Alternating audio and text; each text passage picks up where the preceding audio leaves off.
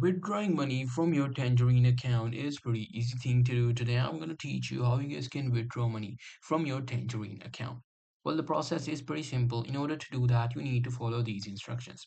First things first, log into your Tangerine online banking account and then simply go to transfers or move money section. Now select the account you want to withdraw from and then choose the option to transfer money to an external bank account or request a check.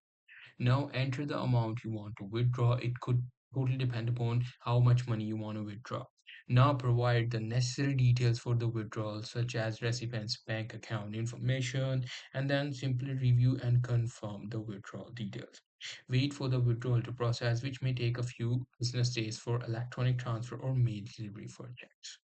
Now, this is how you will be able to withdraw to any other different account. However, if you want to withdraw into the cash, just have a Tangerine debit card and go to the ATM and withdraw. Or you can actually visit the bank branch as well and talk to them, and they will be able to help you out as well. So that's pretty much it. Hope you guys find this video helpful.